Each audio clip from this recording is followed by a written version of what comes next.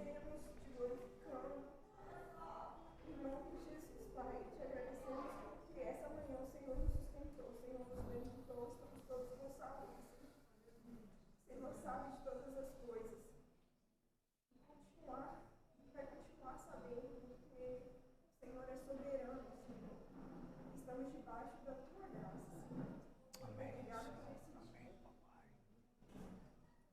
Amém. Amém, amém, amém. Amém, gente. Gente, eu estou feliz hoje bastante também, que hoje o Poeber conseguiu vir, né, para estar com a gente. O Poeber está numa jornada, irmãos, para que os irmãos saibam. A gente, às vezes, não fala com tanta frequência, né, mas o Poeber está fazendo um curso de formação lá na Polícia Militar para tenente, não é isso? Sargento. Para sargento. E esse curso tem drenado as energias dele.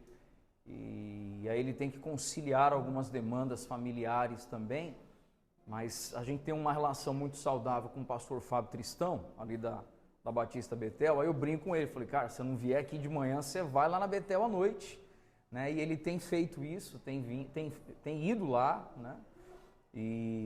Mas hoje ele está aqui com a gente para cear conosco, né? Muito bom, mano, muito bom ter você aí, tá bom? Irmãos, nós estamos numa série de mensagens sobre Colossenses, e eu mandei agorinha para vocês aí, mandei o esboço no WhatsApp de vocês, mandei para o Vitor também aí, não sei se você viu aí, mandei para o Edalson aí também, tá bom?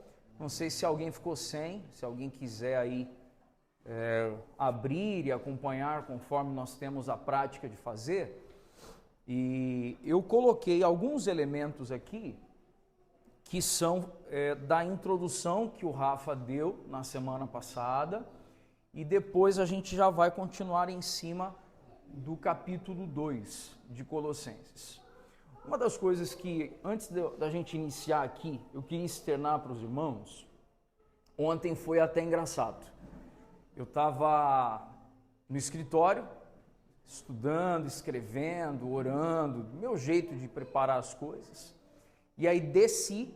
Era perto da hora do almoço, Samuel tinha ido me chamar, e na hora que eu desci, eu fui abrir o congelador, assim, e aí eu virei para ele, e falei, amor, meu Deus. Aí ela olhou arregalando os olhos, assim, falou, meu bem, o que aconteceu? Aconteceu alguma coisa? Eu falei, como é importante a gente entender o que Deus falou lá em Colossos para os dias de hoje também. Me gerou um temor, irmãos. Mas um temor, assim, tão grande, enquanto eu estudava, porque a gente precisa enxergar o que o Senhor falou com os irmãos lá em Colossos e ver que a palavra é a mesma, o Deus é o mesmo, os desafios são os mesmos, embora os veículos sejam diferentes, as roupas sejam diferentes, os idiomas diferentes, mas nós estamos em uma mesma jornada que aqueles irmãos lá em Colossos estiveram também. E eu quero trazer aqui, por exemplo, dentro do que o Rafa compartilhou na semana passada, qual foi a época em que a carta foi escrita. Essa carta foi escrita num período onde Paulo esteve preso, Paulo estava na prisão, e ele escreveu a carta aos Colossenses, escreveu a carta a Filemon e escreveu também a carta aos Efésios. São as chamadas de as cartas da prisão. Então, Paulo estava aprisionado em Roma, tinha algumas pessoas ali com ele, e Paulo escreveu um combo de cartas, e no meio desse combo de cartas estava a carta aos Colossenses. Qual é o epicentro, qual é o tema da carta de Colossenses? Cristo é o Senhor sobre toda a criação, incluindo reino visível e reino invisível, e ele garantiu a redenção para todo o seu povo, permitindo que participem com ele em sua morte, ressurreição e plenitude. Se alguém anota alguma coisa, tem a prática de anotar, eu enfatizaria aqui que nós temos parte com Cristo na sua morte por meio do batismo. Amém, gente? Quando a gente batiza, a gente está tomando parte na morte de Cristo e a vida de mortificação. Também temos parte com ele na sua ressurreição e na sua plenitude. O propósito da carta é que a igreja em Colossos aparentemente tinha surgido durante o ministério que Paulo exerceu ali em Éfeso. Os irmãos devem lembrar que quando Paulo esteve em Éfeso, o evangelho impactou de forma tão acentuada a cidade de Éfeso, que feiticeiros, bruxos, pegaram seus livros de ocultismo, jogaram em praça pública e aquilo foi queimado. E Éfeso era a capital da Ásia Menor, então era um lugar muito influente, tinha um porto muito importante, duas estradas que cortavam, uma litorânea e uma continental, que distribuía ali mercadorias e gente para toda a Ásia Maior e a Ásia Menor. E quando ali o evangelho é plantado em Éfeso, um homem, Epáfras, muito provavelmente impactado pelo evangelho, se torna um fiel colaborador de Paulo e volta para sua terra natal. Qual era a sua terra natal? Colossos. Aproximadamente 160 quilômetros, quase Vitória, Jaguaré. Tudo bem? 160 quilômetros de distância, aproximadamente, ali entre Éfeso e Colossos. Ali ele planta uma igreja. Não foi apenas a igreja em Colossos. Ele planta a igreja em Colossos, Hierápolis e Laodiceia. E Laodiceia, inclusive, aquela cidade que tem a carta em Apocalipse que diz: vocês são mornos. Lembram disso ou não? Essa igreja foi plantada muito provavelmente por Epáfras, um fiel colaborador de Paulo. E quando nós consideramos isso, é importante a gente compreender que existem dois irmãos que eu não vou aprofundar hoje, mas eu preciso que os irmãos tenham ciência desses irmãos em Colossos. Um deles foi Filemão. Filemão era um homem rico, muito provavelmente com terras, com ali alguém que trabalhava talvez nos negócios da cidade. E a família dele era uma família que amava o Senhor, uma família piedosa, e a casa dele se abriu para a igreja, para ter ali uma expressão da igreja na casa dele. Gente, quero trazer aqui um encorajamento. Abra a sua casa para reuniões da igreja de Cristo. Você ouviu isso, irmãos? Amém? Então esse irmão, Filemão, ele abriu a casa dele. Independente da condição, a gente pode abrir a casa para repartir Cristo. E não está falando sobre condição, a gente está falando sobre um coração aberto. Quem tem coração aberto abre as portas da casa. Você ouviu isso, irmão? Quem tem coração aberto abre sua casa. E tinha um outro irmão, Onésimo, que Onésimo era um escravo de Filemão que tinha fugido. Ele foi para Roma. Há quem diga que ele roubou Filemão e saiu fugido. E quando chega em Roma, ele é preso. Chega na prisão, que coisa triste. Quem que ele conhece na prisão, gente? Conhece Paulo. Paulo deve ter dado umas cajadadas, né? Pesada. O cara se converte, vira um irmão piedoso, um irmão agora liberto e tal. Só que agora Paulo ouve falar sobre a condição da igreja em Colossos e tem que escrever uma carta para enviar para Colossos. E aí, quando ele envia a carta, ele envia dois homens para entregar essa carta. Ele envia Tíquico e envia Onésimo. Só que essa carta, irmãos, uma curiosidade. Paulo ele escreveu a carta aos Colossenses, entregou nas mãos de Tíquico e Onésimo, mas entrega uma carta para Filemão e envia, imagino eu, agora por Tíquico, né? Onésimo, fica na sua aí. E aí a carta é entregue à igreja em Colossos e outra carta é entregue a Filemão, sabe para quê? Para que Filemão aceitasse Onésimo, não mais como um escravo, mas como um irmão regenerado em Cristo. Sabe o que isso mostra, irmãos? Isso mostra que o evangelho, ele tem o poder de anular o nosso passado e nos apontar para uma nova vida em Cristo. E aquela expressão que nós temos usado entre nós, gratidão não é dívida, honra não é dívida. Gratidão e honra fala sobre a qualidade do nosso coração. Amor é dívida. O apóstolo Paulo nos ensina: a ninguém devais nada senão o amor. E quando então Filemon olha Onésimo, o sentimento que deve ter vindo nele, deve ter sido um sentimento de que, gente? Seu safado, você me roubou e fugiu, né? E agora, Paulo, que tinha muita estima por Filemon, mas agora discipulou Onésimo, Paulo, ele coopera para o maior milagre que alguém pode viver, que é o ministério da reconciliação. Tornando dois inimigos, os tornando amigos debaixo da verdade do Evangelho da pessoa do Cristo. Quantos estão compreendendo isso daí de verdade, irmãos? Amém? Diante disso, essa igreja ela tinha sido plantada pelo apóstolo Paulo.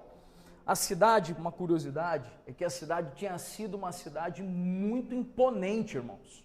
A cidade de Colossos, ela tinha sido uma cidade muito imponente. Só que era uma cidade, uma região vulcânica, que ela teve terremoto, teve desabamento, então ela se tornou uma cidade em ruínas, uma cidade mais pobre, uma cidade machucada, onde as pessoas, gente, você vai num lugar que tem pobreza, como é que você vê as pessoas? Elas são mais alegres ou você vê o sofrimento no rosto delas?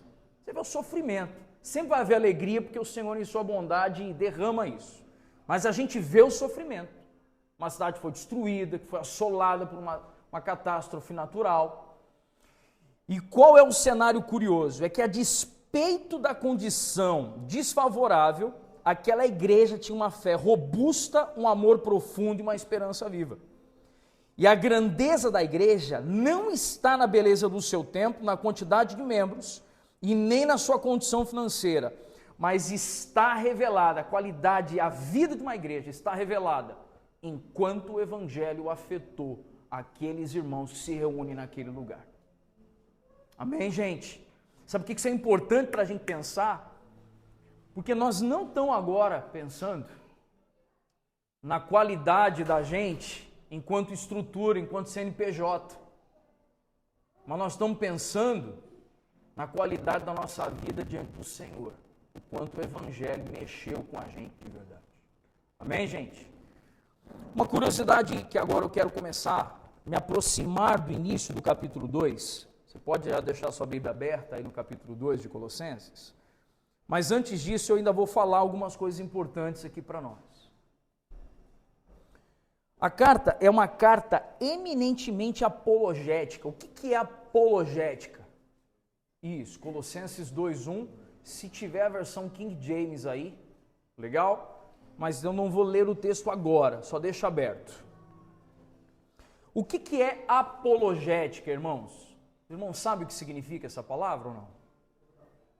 Apologética significa defesa da fé.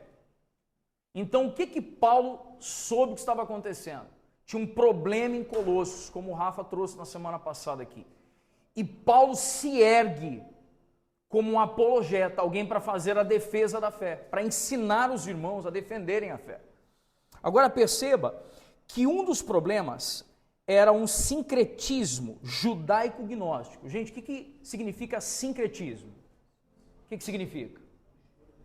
Sincretismo é uma mistura. Judaico-gnóstico. Judaico estava falando de que religião na época?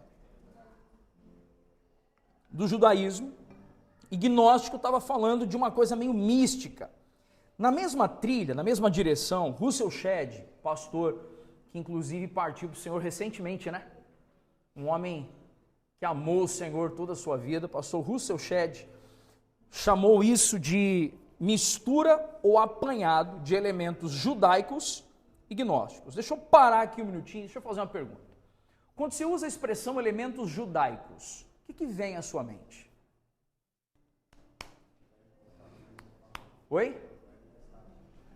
Velho Testamento. O que mais que vem à nossa mente quando a gente fala de judaísmo? Shofar. Opa! Né? O que mais quando a gente pensa em judaísmo? Guardar o sábado,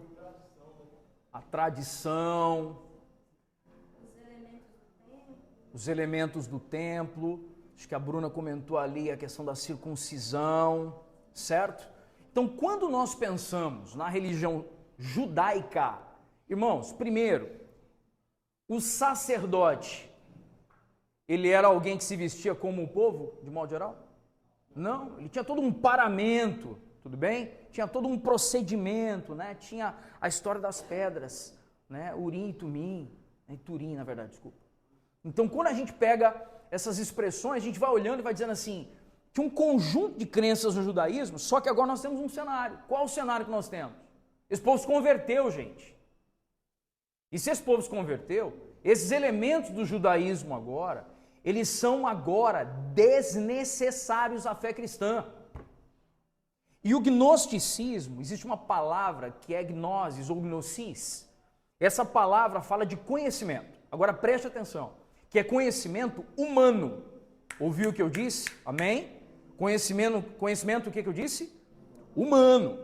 Então, o gnosticismo, essa mistura que começou a acontecer na igreja, era uma mistura de gnosticismo com judaísmo. Agora, a gente precisa trazer, irmãos, para a nossa realidade hoje, precisa pensar o que isso impacta a gente hoje aqui, que os irmãos enfrentavam lá.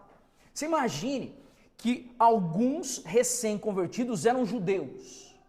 Então eles estavam acostumados a não comer carne de porco, a não comer a junta da coxa, acostumados a guardar o sábado, não pode comer sem antes lavar as mãos, eles estavam acostumados a isso. Aí vem o povo pagão, que era o povo não cristão, acostumados a monoteísmo ou politeísmo? Acostumados a politeísmo, acostumados ao misticismo. Só que esses dois povos agora, recém-convertidos, estão sentados no mesmo lugar. Irmãos, há uma grande possibilidade da gente não conseguir desapegar imediatamente das velhas práticas. Vocês estão entendendo o que Paulo está anunciando aqui ou não? Haviam velhas práticas que demora para fazer uma desintoxicação. E para a gente conseguir, então, conviver, a gente começa a fazer o que não se deveria fazer. A gente começa a fazer o quê? Eu faço uma concessão aqui, mas assumo uma prática sua aqui. Faço uma concessão aqui, assumo uma prática sua aqui. E aí é que surge, inclusive, que Roma fazia uso disso, que era a cultura do helenismo. O que era o helenismo? Mistura tudo aí para o povo viver bem. E isso começa a adentrar as portas da igreja. E aí, quando sentam juntos, começa agora uma mistura judaico-gnóstica. Os irmãos estão entendendo a loucura que começou a acontecer dentro da igreja ou não? Amém? E aí, agora, o que nós entendemos? Deixa eu trazer agora algumas coisas como elementos importantes para a gente. Tal heresia mostra essa mistura, que era um sistema filosófico do gnosticismo, que ensinava que a salvação poderia ser obtida através do conhecimento e não apenas da fé. Irmãos, precisamos conhecer a Deus? Sim ou não? Sim, mas a salvação é mediante a fé em Cristo Jesus. Gnosis, o conhecimento humano, não produz salvação, irmãos. Não gera salvação. Diante disso, Wiersbe destaca que os gnósticos se viam como conhecedores das verdades profundas de Deus. Eles se consideravam uma espécie de aristocracia espiritual por meio de um conhecimento esotérico e esperavam alcançar salvação. Irmãos, essa palavra esoterismo, tudo bem? Esotérico. Fala o que vem na sua mente. Pode falar, gente, vamos lá. Oi? Rapaz, essa eu não consigo nem reproduzir, irmão. Mas fala a palavra esotérico, o que vem na sua mente? Misticismo. Se a gente pensar em esoterismo, vai lembrar de quê? Signos, ok? Sabe o que mais, gente? Pessoal que bota uns cordãozinhos pendurados no pescoço e fala que aquilo ali é meio que um amuleto para trazer proteção. Tudo bem ou não? Isso era uma prática do mundo pagão, isso começou a adentrar a igreja. Continua aqui. O ponto nevrálgico, o ponto nervoso dessa heresia gnóstica, é que eles pensavam que a matéria em si fosse essencialmente má, razão pela qual Deus, sendo santo, não poderia ter criado o universo. Irmãos, o Rafa abordou isso aqui com muita graça na semana passada, de que se Deus é bom, tudo que Deus fez é bom. Mas os gnósticos acreditavam que a matéria é má. A gente revisita essa fala depois. Tudo bem? Nessa filosofia helenista, os anjos, ou seres celestiais, eles estavam associados a estrelas, a questão dos astros, né, do Deus Sol, a deusa Lua e não sei o que, as estrelas e tal. Olha o misticismo aí. Ou forças demoníacas e irracionais que controlavam a vida humana na Terra. É nesse contexto que Paulo fala do culto aos anjos como parte de um aparato de veneração prestada a esses poderes astrais. Inclusive, eu deixei de propósito uma expressão aqui, poderes, o que está escrito aí, gente? Astrais. Quando agora que você vai no bate-papo com o irmão, quando você estiver triste, quando que você vai dizer assim, hoje eu estou baixo astral, irmão? Quando você vai falar isso agora? Nunca mais, né, irmão? É ou não é? Porque aí você percebe que isso é uma herança do misticismo e do esoterismo. Isso é uma herança do paganismo que a gente conserva. Você está entendendo, irmão? Uma coisa boba. Pastor, você está espiritualizando. Não estou nada, irmão. Só estou tentando ajustar o vocabulário da gente. Tudo bem? O que é simples, o que é místico, gente. Pelo amor de Deus. O que é místico, está tudo bem. Que a gente tem a compreensão de misticismo de outra perspectiva, né? Depois a gente entra nisso. Mas é esoterismo, a palavra correta. O esoterismo não deve fazer parte da nossa trajetória, da nossa vida. Agora, olha que interessante. Eles acreditavam que os anjos eram os criadores da matéria, ou uma espécie de deuses menores, como alguns teólogos acreditam, e que um Deus puro não tinha comunicação direta com o homem pecador, mas se comunicava com ele por meio de uma cadeia de anjos intermediários que formavam quase uma escada da terra até o céu. Irmão, deixa eu parar aqui e deixa eu trazer uma concepção que alguns teólogos acreditam e que ela é um nó para nós, assim. A gente precisa compreender isso. Deus é bom, amém, irmãos? Tudo que Deus fez é bom. A matéria é boa. Tanto é verdade que nós viveremos em novos céus e nova terra, uma terra redimida, um corpo glorificado sem pecado. Então o que Deus fez é bom, irmãos. A matéria, ela está submetida ao pecado hoje por causa daquilo que Adão fez lá no Éden. Mas o Senhor vai redimir a matéria. E nós vamos ajudar a reconstruir novos céus e nova terra. Nesse cenário, se a gente parar para tentar entender o que os gnósticos pensavam, e é esse o desafio para nós, os gnósticos na época, eles acreditavam que Deus, ele tinha em sua plena divindade e deidade, na sua perfeição e santidade, ele não poderia nem ter feito e nem se comunicar com o homem. Os irmãos observaram isso, amém? Deus em sua santidade não poderia então ter comunhão com o homem, que é mau. Então o Senhor, Deus teria criado como que, entre aspas, deuses menores, anjos ou outros seres intermediários, até que chegou em uma figura chamada Jesus, que eles chamavam de uma figura chamada Jesus. Tudo bem o que eu disse, irmãos? E que Jesus, então, era uma criação de Deus.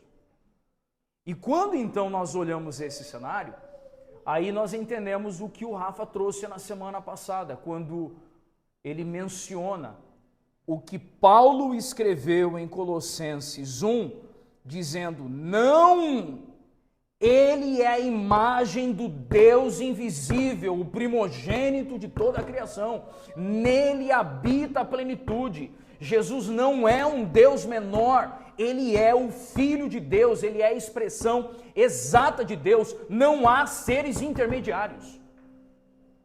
É isso que Paulo estava defendendo ali. Sabe por que Paulo estava defendendo isso, então, irmãos? Porque agora você pode defender a encarnação de Cristo, que era um dos problemas que havia em Colossos. Porque eles não acreditavam que Deus poderia ter encarnado por meio de seu Filho aqui. E isso mostra, porque quando a gente olha agora para o paganismo, como é que funcionavam os deuses do Olimpo? Os irmãos lembram? Nas histórias que a gente ouviu, em escola, em desenho animado, em filmes. Como é que funcionava a ideia dos deuses do Olimpo? Na mitologia grega. Tinha um deus maior, que era quem? Era Zeus. E tinham outros deuses, o que, gente? Menores. Então, o que o gnosticismo estava fazendo era trazer a ideia de Zeus e os deuses do Olimpo para dentro do Evangelho. E Paulo estava dizendo, não, vocês estão doidos. Não existe essa conversa, ele é a expressão exata do seu ser. Ele é a imagem do Deus invisível. Está entendendo isso, irmãos? E isso precisa mudar a nossa forma de enxergar a própria relação da gente com o Filho de Deus. De a gente não aceitar esoterismo. De aceitar cristão, abrir o jornal. Hoje a gente não abre mais jornal assim, né? Hoje é assim que a gente abre, né? Enfim, mas é não abrir mais o jornal e ir lá no horóscopo. Porque isso é um desdobramento do gnosticismo contemporâneo. Você está entendendo isso, gente, ou não? Essa super espiritualização. Aí você vai dizer assim, não, pastor, entre nós aqui não tem isso, irmãos. Eu sei o que tem sido conversar com muitos irmãos, entre nós e irmãos de outros lugares, que eu e Linete servimos. E nós vemos marcas de irmãos que vêm para o Evangelho e estão se desintoxicando. E está tudo bem. A gente entende esse processo de desintoxicação, mas nós precisamos fazer a apologética, precisamos fazer a defesa da fé cristã, em sua pureza e em sua integralidade. Amém, irmãos? A gente tem cristãos que não passam debaixo da escada, a gente tem cristãos que não deixam, que tem medo de quebrar espelho, Que entram no local de trabalho com o pé direito para dar sorte. a gente tem cristãos que não olham o horóscopo, mas que chega de manhãzinha na hora que acorda e fala assim, deixa eu ver o que Deus vai falar comigo hoje. Abre a Bíblia, aponta o dedo com um versículo e lê o versículo. Quer dizer, não leu o horóscopo, mas pegou o versículo da Bíblia e disse assim, Deus está falando isso, só que não olhou o contexto do texto para saber o que realmente Deus estava falando. Só pegou aquele versículozinho, embora Deus, na sua infinita sabedoria, soberania e graça, Ele pode falar realmente assim, muita gente substitui isso como o horóscopo cristão. Até aqui, irmãos, estamos indo bem? Em paz? Amém, irmãos? A heresia de Colossos tinha um viés filosófico, estava infiltrada de legalismo, por causa do judaísmo, a herança do judaísmo, pelo ascetismo. O que é ascetismo, pastor? Ascetismo, irmãos, é quando a gente começa a achar que a gente vai fazer penitência para se purificar. Você ouviu o que eu falei? Penitência para se purificar. O ascetismo embrionário aqui, ele dá origem ao movimento monástico, muitos anos depois. Por quê? Para você ser santo, você tem que fazer o quê, gente? Tem que se separar e tem que se mutilar. Olha só como é um doce engano. Era a total negação dos prazeres. Tudo bem? Não temos aqui, gente, temos alguns mais novos aqui, mais lúcidos e sóbrios. Eu não tenho problema de falar aqui em amor, cuidado e respeito. Irmãos, Deus deu a um homem e uma mulher casados um presente chamado relação sexual. E isso é para que ambos desfrutem de intimidade, de compreensão, de ternura, mas também proporciona prazer para ambos. O ascetismo negava esse tipo de prazer na pureza da aliança do casamento. estão entendendo a loucura que era isso daqui na vida da igreja, gente? Uma loucura. Agora, avançando. O gnosticismo, ele não pretendia romper com Cristo. Aqui é que está o desafio. Ele não pretendia fazer o quê? Romper com Cristo. Porque se rompe com Cristo, os irmãos vão embora. Então o que a gente faz, gente? A gente dá uma misturada. A gente acrescenta, né? Aí a gente lembra, né, Rafa, daquela série Anátema, né? De Gálatas, acrescentou algo ao evangelho, seja chamado de quê, gente? Anátema, maldito. Amém, gente? Eles tentavam unir a filosofia pagã com a fé cristã para oferecer uma santidade superior através do conhecimento. Deixa eu parar aqui um segundo, deixa eu falar uma coisa séria. Qual o gnosticismo contemporâneo que nós estamos enfrentando hoje, gente? Porque aqui eles estavam querendo trazer um conhecimento especial que, para você atingir a plenitude, você tinha que ter um conhecimento especial. Hoje tem que ter o quê, gente? Hoje você tem que subir num púlpito para pregar e tem que citar Bauman, tem que citar Nietzsche. Hoje você entra num púlpito para pregar, você tem que citar Pondé, Luiz Felipe Pondé, filósofo.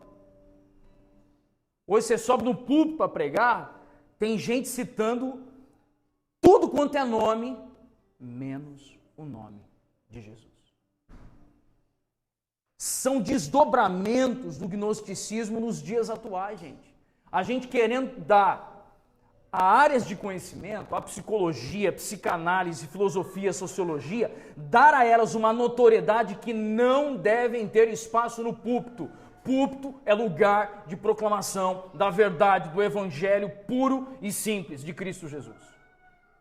Não tem um problema quanto à terapia, gente. Já falei isso várias vezes. Meu problema é a gente colocar a terapia para além do evangelho. Porque os pastores da geração atual são os terapeutas. Porque na terapia, você fala e não é censurado. E o pastor vai repreender você. O pastor vai olhar para você e vai dizer assim: ei, você está errado. Você precisa corrigir isso aqui. Isso aqui é pecado. E a gente não está pronto para lidar com resistência. Isso produz uma diluição do evangelho de Jesus. Toda vez que a gente mistura, a gente está aumentando o volume, né? E se aumenta o volume, diminui a concentração. O nome disso é diluição. Aí joga um pouquinho de química na conversa aí também. Faz sentido ou não, gente? Olha como isso é grave, isso é sério. Então, quando a gente está ouvindo algo, a gente tem que ter cuidado de não permitir que venha algo misturado. E a gente tem que fechar o coração da gente quando está vindo mistura. Bloquear o coração da gente. Diante disso, olha, chegando agora num ponto crucial para nós aqui. Pois não, Haroldo? A gente já conversou até algumas vezes, né? E hoje em dia está se pregando a aceitação e não o arrependimento da conversão.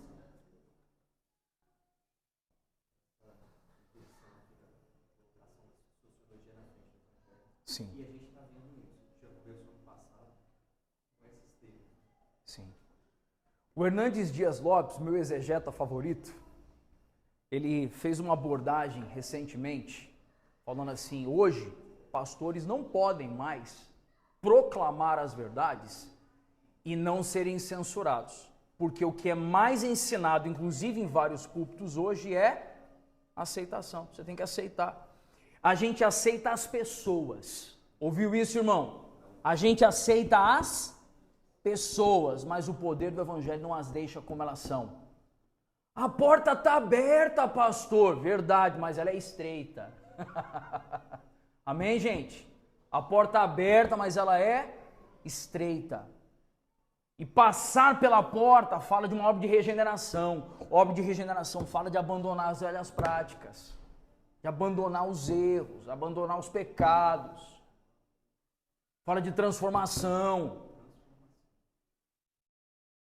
Diante disso, olha só, naquela época, os gnósticos, eles clamavam por anjos, por proteção e ajuda contra espíritos maus. Alguém aqui já fez isso ou não? Alguém aqui já fez isso ou não? Posso dar uma avacalhada? Vão dar um tapa na casa de marimbondo, depois a gente aguenta as picadas. Não tem problema não. Mas alguém talvez já tenha, e foi ensinado isso pra gente. Olha como isso é uma marca no gnosticismo dentro das nossas igrejas, dentro da gente. Senhor, nós vamos ter a reunião aqui agora. Que o Senhor derrame o seu poder aqui agora. Que o Senhor ponha os teus anjos guerreiros ao nosso redor, ombro a ombro, com a espada de fogo desembainhada.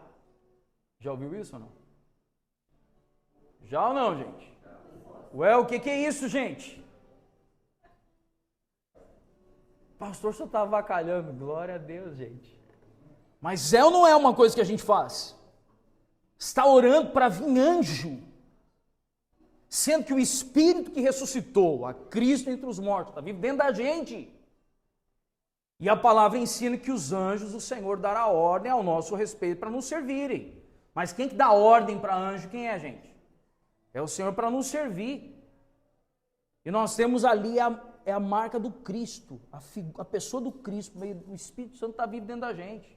E que é isso? Olha só como a gente tem uma herança que a gente não percebe. Outra coisa, era muito comum naquela época eles terem um cordão com uma pedrinha mágica e tinha escrito ainda, olha que loucura, Miguel, Gabriel, Uriel, Rafael, protejam aquele que usa esse cordão e fuja, ó o diabo, Salomão o persegue. Já tinham ouvido isso ou não? Eram escritos em pedrinhas esotéricas que os irmãos da igreja usavam. Gente, os irmãos da igreja usavam. Não, pastor, eu não usaria isso jamais. Vão mais uma, mas o ano novo está chegando, gente. Tá ou não tá? E aí a gente vai, dezembro chegou, 13º na conta, vamos comprar uma roupinha para passar a virada de ano. E a gente compra roupinha que cor? Que cor, irmão? É, uma amarela, né? Às vezes dá dinheiro. Aí é o branco para ver se traz o quê? Paz, tudo bem? O verde para renovar a esperança. Gente, presta atenção. Isso é uma herança de esoterismo que adentrou a igreja e a gente não se posiciona, a gente não refuta. Pastor, vou vir de preto então. Não é questão. Agora vamos tratar com clareza. Se tem problema, e aqui por favor, gente, no dia que a gente for fazer o culto, ninguém vai recriminar se você vier de branco. Tudo bem? O Rafael tá assim, ai meu Deus. É o Hélio, sempre vem de branco. Mas os irmãos estão entendendo que é a motivação do coração? Os irmãos estão entendendo? Mas por que você escolheu o raio do branco? Se você escolheu o raio do branco porque era uma roupa bonita, tá tudo bem, irmão. Ninguém vai julgar você. Entendeu? É. Pelo amor de Deus, hein? Agora, atenção que eu tô falando. Agora, você escolheu branco, tinha que ser branco, porque se não for branco, meu ano 2024, para, irmão, isso é esoterismo. Isso é misticismo. Isso é a mesma coisa que colocar um cordão pendurado no pescoço, clamando por ajuda de anjo. É a mesma coisa. Isso é sério, irmãos. Isso é sério. Agora, olha só. Que aí é o ascetismo, né? O ascetismo presente. Agora, aqui eu quero bater numa situação. Fala, Haroldo, pois não.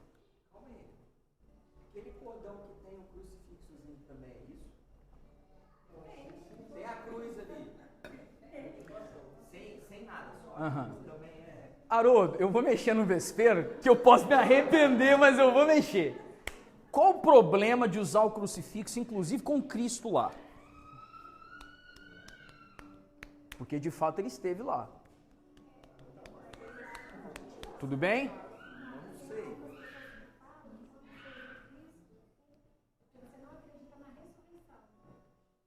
Sim. Sim. Sim. Eu ia entrar nisso. Vamos botar então uma cruz, botar a gente, né? Ali no meio. Mas, gente, onde eu quero chegar? Que há coisas que a gente não percebe. Que a gente traz marcas de esoterismo que a gente aprendeu com amigos, aprendeu com a família, porque a gente veio para o evangelho já mais velho. Sim ou não, irmãos? Tudo bem? Quer uma outra marca de esoterismo? Quer? Dentro da igreja? Dentro da igreja? Caixinha de pedido de oração. Traz a foto. Traz a chave de casa. Traz a carteira de trabalho para ungir. Traz uma peça de roupa. Não, mas é só um memorial. Não é, irmão. Quem está entregando ali achando que porque tem um objeto, Deus pode responder a oração.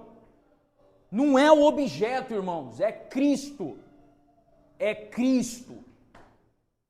E essa é uma marca de esoterismo também. Aí pega ainda, já joga azeite e leva para um monte para queimar, irmão. Porque aí vai subir como incenso perfumado às narinas de Deus. Para, irmão. Fala, Camila.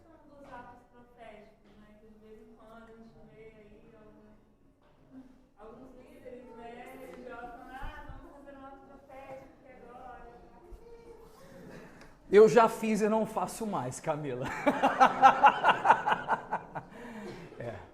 Eu tenho que me arrepender dos meus pecados passados.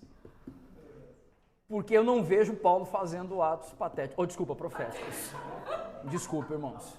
Escapou, perdão. Foi sem querer. Foi sem querer. Mas é sério, irmãos. Desculpa assim, às vezes, ele tá me olhando, ele tá assustado. Ele fala, Felipe hoje está atacado. Você ainda não respondeu, porque eu ganhei do meu pai quando era criança, isso aí vai te identificar como um cristão. Não é.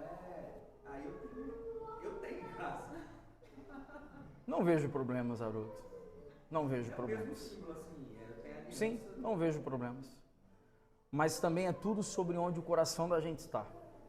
Porque também ser identificado como cristão vai para além de nós carregarmos um símbolo no peito. Vai sobre o cara que você é no ambiente de trabalho, o cara que você é como pai, o cara que você é como marido. E isso identifica você como um cristão. Por isso que o objeto em si, ele, aos meus olhos e pelo que eu vejo nas escrituras, ele é secundário. Porque o que a gente revela do Cristo é a prioridade. Amém, irmãos? Diante disso,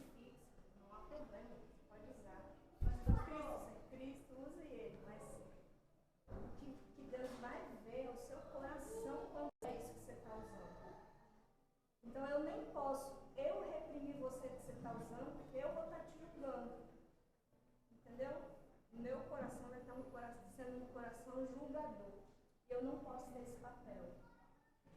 Cristo é que tem esse papel de trabalhar o seu coração. De que aquilo que você está carregando aqui está sendo um amuleto para você.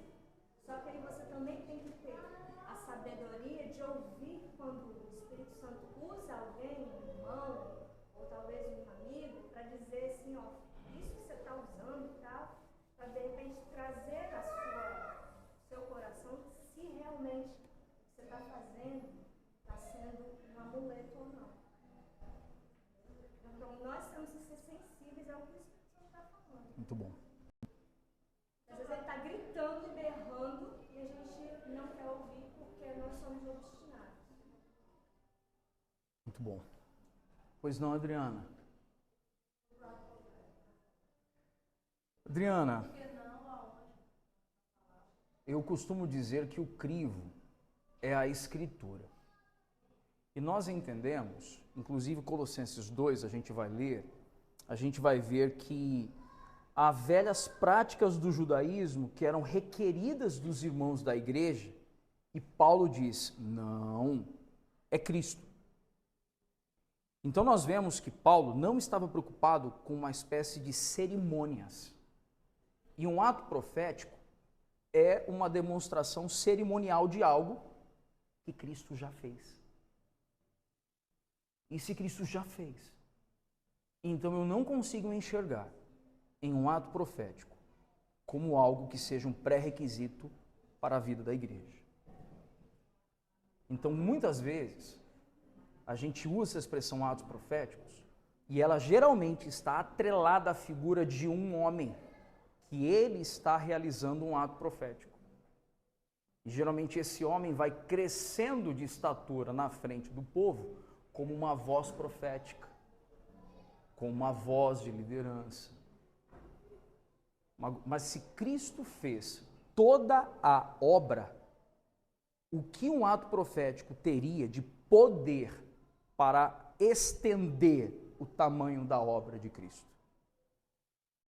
Se Cristo já fez toda a obra.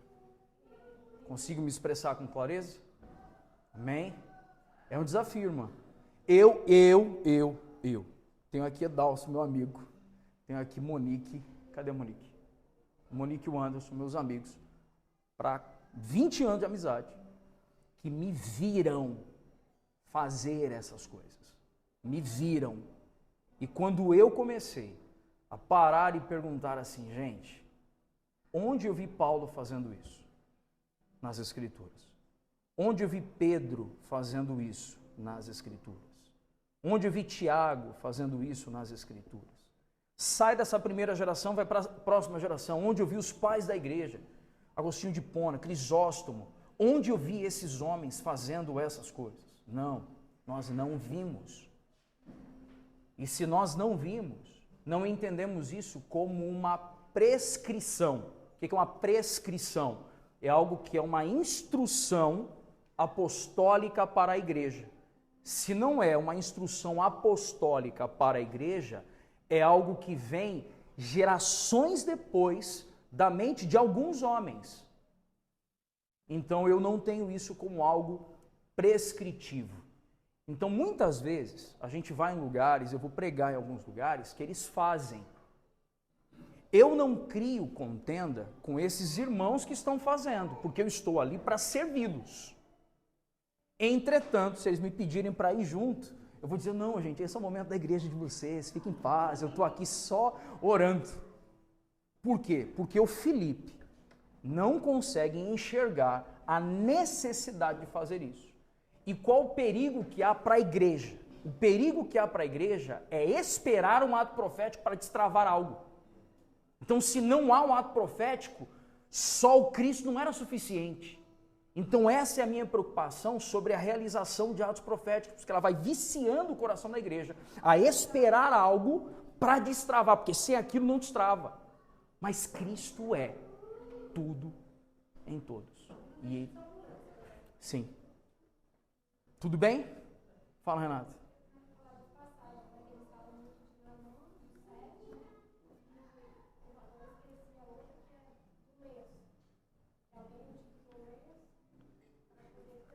Sim. Sim. Que aí entramos num desafio que algumas coisas nas Escrituras são descritivos e outras coisas são prescritivas, instrutivas. Então aconteceu, mas aquilo ali era para ser uma prática da igreja? Entendeu? Não é para sustentar uma prática da igreja. Pois não, Rafa? Fica à vontade. Basta a gente separar o que é declarar algo e o que é profetizar. Se eu entender que uma declaração minha não tem poder profético, só é profético o que de fato vem direto de Deus. Então, por segurança, que é profético é a palavra, e, claro, às vezes Deus manifesta também através dos dons, mas não é qualquer coisa que eu declarar que é profético. Então, é o mesmo problema aí. O ato profético não é um ato profético, é só declaração feita com ações. Até mesmo se isso se eu compreender que Deus não tem nenhum tipo de compromisso com o que eu declaro que vem de mim mesmo, muito menos com o que eu faço com os meus atos, que também vem de mim mesmo, eu até posso fazer um ato declaratório, desde que eu entenda que Deus não tem nada a ver com isso. Então, inclusive, às vezes a gente faz esse tipo de coisa na nossa vida. Então, eu estou aqui na minha casa agora, vou começar uma dieta, então eu vou, para mostrar isso, eu vou começar hoje, eu vou fazer tal coisa para mostrar, é uma declaração minha, não é uma profecia. O problema é quando a gente já começar a dar valor de profecia para coisas que vieram de nós. Quando a igreja primitiva, nos casos específicos que foram mencionados, Deus orientou aquela situação. Então, através do profeta, Deus orienta Naamã aquilo. Inclusive, há casos curiosos nos tempos recentes, onde Deus orienta uma coisa que não é falada, que é física, e de fato ele vai lá e tem. Mas é uma orientação específica de Deus, muito clara, e ainda assim a gente tem que ter muito cuidado com isso. Eu queria só diferenciar isso, se a gente entender que nós não temos poder de profetizar, que não venha imediatamente da parte de Deus, e por segurança que você primariamente nas Escrituras, a gente não vai cair nesse erro de declaração de profecia. Esse é um dos motivos pelo qual, quando a gente às vezes se move por fazer algo, a gente submete isso ao conselho de outros irmãos. Entendeu? Por que a gente defende tanto o governo plural? Tive até uma reunião com o Vieira essa semana, um vídeo chamado, um tempo com ele, e aí a gente conversando sobre algumas coisas sobre a vida na nossa igreja aqui. E ele falou assim, mano, segue esse caminho aqui, ó, tal. Eu perguntei a ele algumas coisas e tal. Ele falou assim, cara, há coisas que sempre serão nebulosas, que se entregar na mão de um homem só, pode ir para o lugar errado. Por isso que é importante a gente ter o conselho de outros irmãos. Fala, Carlos.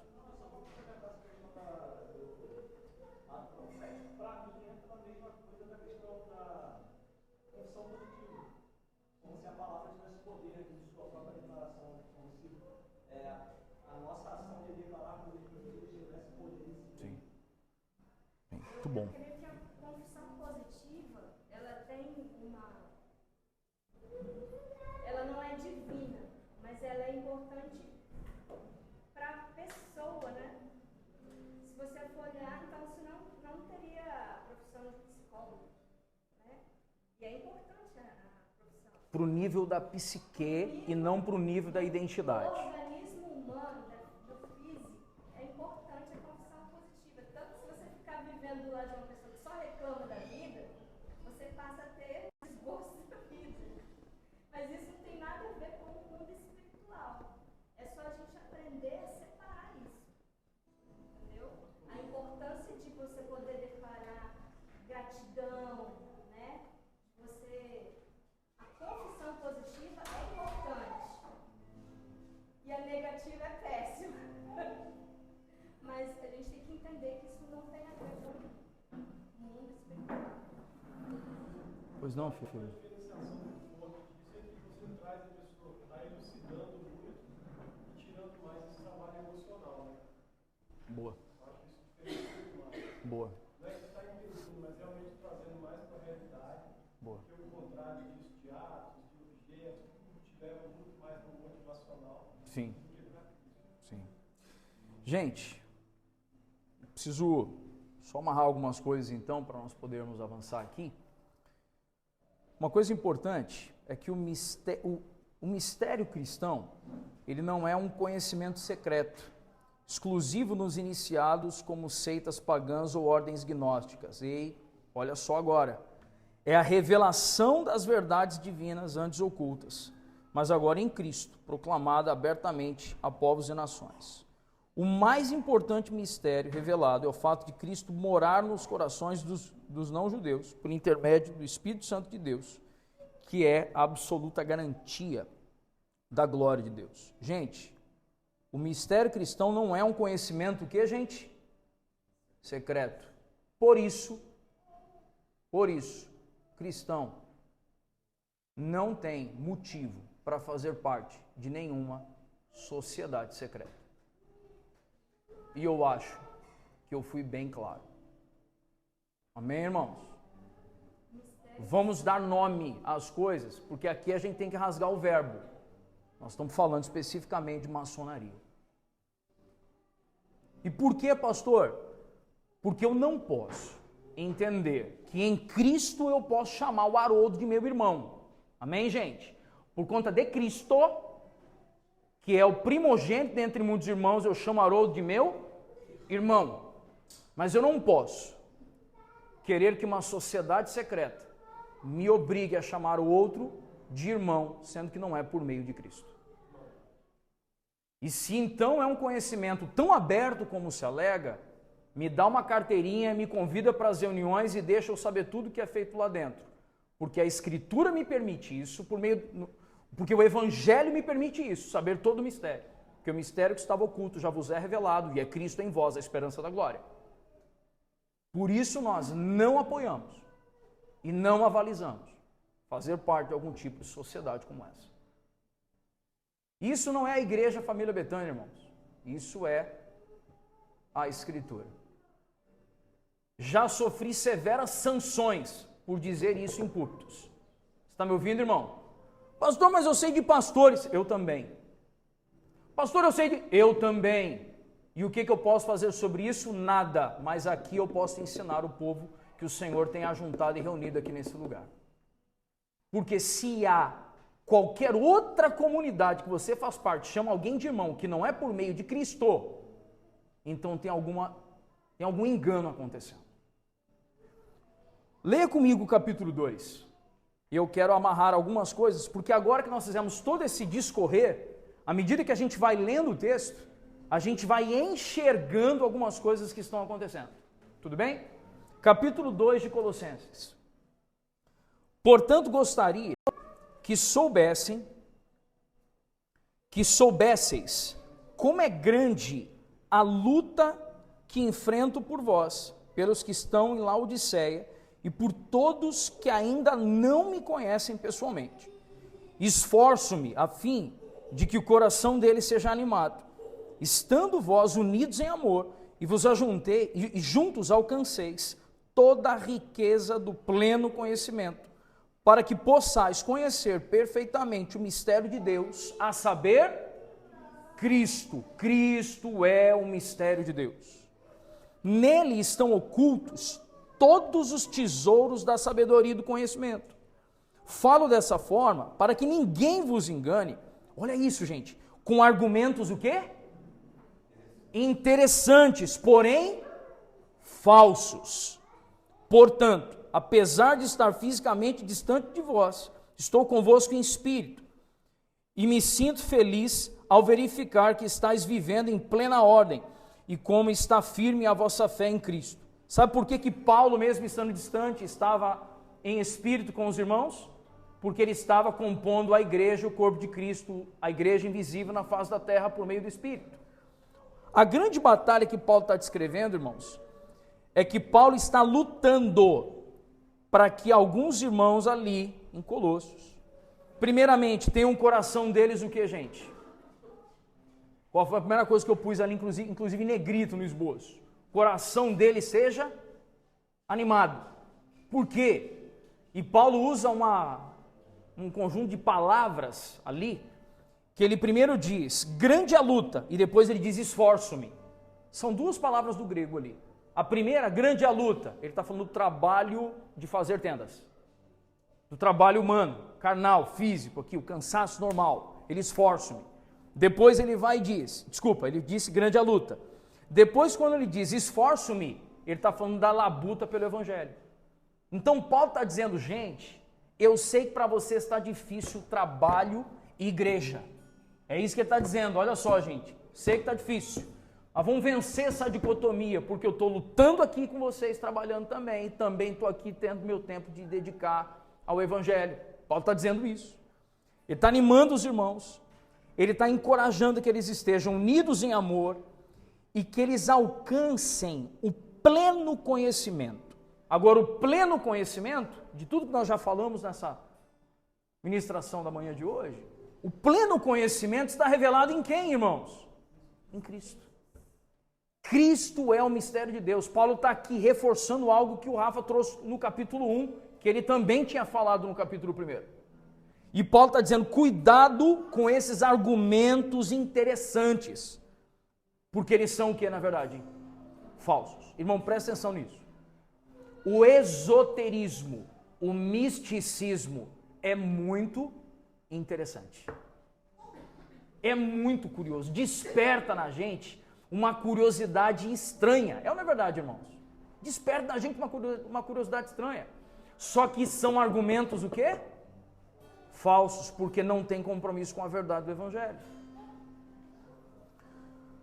Versículo 6, Paulo agora está dizendo, sendo assim, da mesma forma como recebestes a Cristo Jesus, o Senhor, também andai nele, alicerçados, edificados nele, edificados nele, transbordando em gratidão.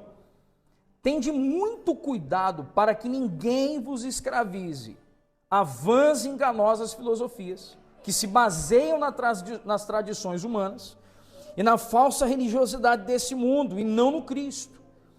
Pois somente em Cristo habita corporalmente toda a plenitude. Irmãos, agora olha como essa frase faz sentido. Habita o que está escrito aí na tua Bíblia? Corporalmente.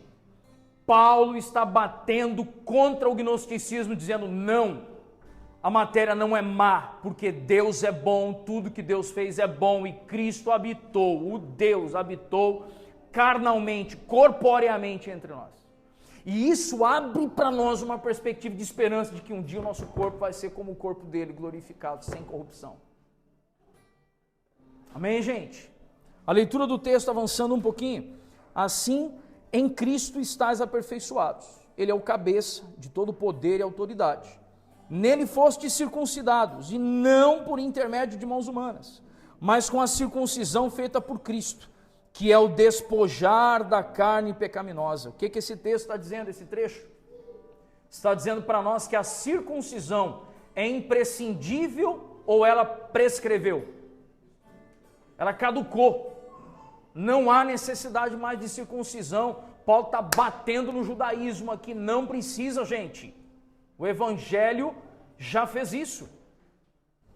Continuando aqui, isso aconteceu quando fostes sepultados com ele no batismo, e com ele foram ressuscitados mediante a fé, no poder de Deus que o ressuscitou dentre os mortos. E a vós outros, que estáveis mortos, em vossas transgressões e pela incircuncisão da vossa carne, vos deu juntamente com ele, perdoando todos os vossos pecados, e cancelou a escrita de dívida que consistia em ordenanças e que era contrária. Ele a removeu completamente, pregando-a na cruz, e despojando as autoridades e poderes malignos, fez deles um espetáculo público, triunfando sobre todos na cruz. Nesse trecho, o apóstolo Paulo está combatendo o legalismo, porque os irmãos convertidos, presos ao judaísmo, eles queriam que houvesse circuncisão, eles queriam que houvesse ritos humanos, e Paulo está dizendo, não, gente, não, o escrito de dívida já foi feito, o ritual não pode fazer nada que só Cristo fez. O cerimonialismo à sombra das coisas futuras, verso 16. Portanto, ninguém tem o direito de vos julgar pelo que comeis, ou pelo que bebeis, ou ainda a relação a alguma festa religiosa, celebração de luas novas ou dos dias do sábado. Por que ele usou luas novas aqui? Ele está combatendo o esoterismo. Está vendo aqui, irmãos? Preocupando que a mudança da estação agora é outro Deus que eu preciso agradar e tarará. Tudo bem? Esses rituais são apenas a sombra do que haveria de vir. Todavia, encontra-se em Cristo. Gente, sombra, a gente não tem a revelação completa. Sombra não é a pessoa, é só um anúncio da chegada dela. Uma vez que Cristo já veio, essas coisas agora passaram. Vocês estão entendendo isso, irmãos? Tem uma canção que Daniel Souza e Asaf Borba gravaram, dizendo que Cristo é a substância e a lei era a sombra do que havia de vir. Os ritos eram a sombra do que haveria de vir. Diante disso, não aceiteis que alguém seja árbitro contra vós, fingindo humildade e oculto a anjos, fundamentando-se em visões, olha isso, gente, fundamentando-se em visões, ostentando a inútil arrogância do seu conhecimento carnal. Trata-se, pois, de uma pessoa, parece que Paulo está falando com alguém aqui, não parece? Trata-se de uma pessoa que não está unida à cabeça, a partir do qual todo o corpo, sustentado e unido por seus ligamentos e juntos, efetua o crescimento concedido por Deus. Sabe o que estava acontecendo? Na igreja em Colossos, tinha um mestre, tipo um xamã. Eu acho que é a melhor expressão para a gente usar. O que é um xamã na visão aí do ocultismo, do esoterismo? É alguém que nada acontece sem passar por ele. Ele tem todas as respostas. Não é assim que funciona? Gente, não é assim que funciona? E o que Paulo está dizendo aqui? ele não está ligado ao cabeça. Gente, olha quão grave isso é. Ele não está ligado ao cabeça. E por fim, verso 20, considerando que morrestes com Cristo para as tradições humanas e a falsa religiosidade desse mundo, porque vos sujeitais a tais ordenanças como se pertencesseis a esse sistema de valores, não mais obedeçais a regras como estas: não toque, não prove, não manuseie. Porque não toque, não prove, não manuseie, é porque os gnósticos acreditavam que a matéria é má. Então, chega disso, gente. Para, isso está errado. Todas essas regras estão destinadas a desaparecer pelo uso, pois se baseiam em ordenanças e ensinos meramente humanos. Esses regulamentos têm, de fato, aparência de sabedoria, com pretensa religiosidade, falsa humildade e rígida disciplina para com o corpo, mas não tem valor nenhum para refrear as paixões da carne. Irmãos, de fato, o nosso maior desafio é em tudo que a gente for fazer, é a gente olhar para quem, queridos? É olhar para Cristo. Esse é o maior desafio da gente. Deixa eu fazer um último comentário para a gente poder orar aqui e termos a nossa ceia litúrgica. Queria que você desse muita atenção a uma instrução agora. E os irmãos sabem que quando eu uso a expressão assim, instrução pastoral, eu gosto de usar essa expressão todas as vezes que é para dar uma grande ênfase.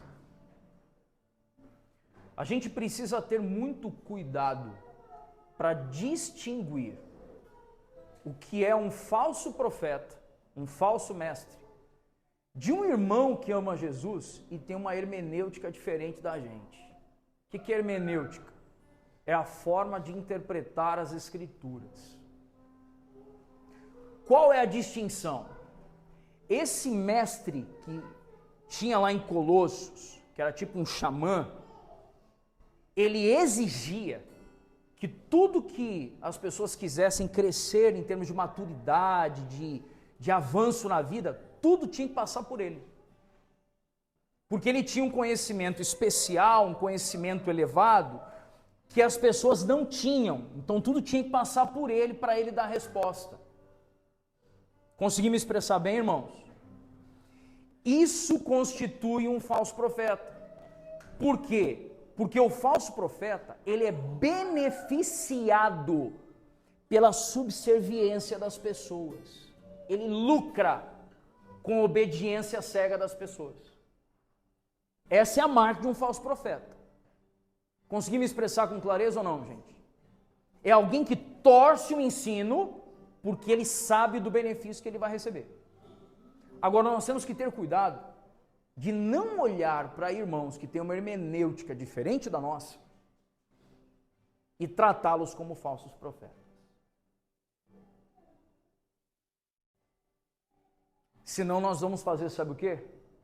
Vou usar um linguajar que alguns de vocês que conhecem o Vieira, o conhecem bem em relação a isso. Então nós vamos virar um gueto. Nós vamos virar um grupo de irmãos que só aceita alguém falar entre nós se tiver a nossa hermenêutica. Um desafio. Porque eu preciso enxergar 1 Pedro 4,10, que é um texto que eu sempre falo, sobre a multiforme graça de Deus. Então, quando a gente recebe alguém aqui para pregar, ele pode pregar numa perspectiva até diferente da minha hermenêutica. Mas ele tem vida, ele tem caráter, é piedoso, revela Jesus, dá bom testemunho. O cara é casado, é bem casado, cuida da esposa, cuida dos filhos, ama Jesus, revela Cristo. Irmãos, precisamos aprender a enxergar para além das palavras de alguém que prega, mas enxergar o sujeito que está ali pregando. Agora, se é um falso profeta, é alguém que bateu aqui e só vem porque vai receber uma oferta, Ou vai ficar aqui tentando extorquir o povo? E às vezes não é extorquir financeiramente apenas, irmãos, mas é extorquir muitas vezes emocionalmente para produzir dependência. Você não pode fazer nada sem aquela pessoa autorizar você. Não, eu não te libero, eu não te abençoo. Você não pode fazer isso, não pode fazer aquilo, não te abençoo. O que é isso, irmão? O que é isso? São os xamãs evangélicos que a gente elege. E não, meus irmãos, que o nosso coração esteja em Cristo Jesus. Apreciamos o conselho de alguém mais experimentados que nós? Apreciamos ou não? Apreciamos a sabedoria que há na multidão de conselhos e conselheiros? Apreciamos, mas não apreciamos alguém que arrogue para si o direito de sim ou não, porque essa autoridade só foi dada a quem? À Escritura, ao Cristo revelado na Escritura. Vamos orar? Mas hoje eu preguei 1 hora e 11 minutos. Meu Deus.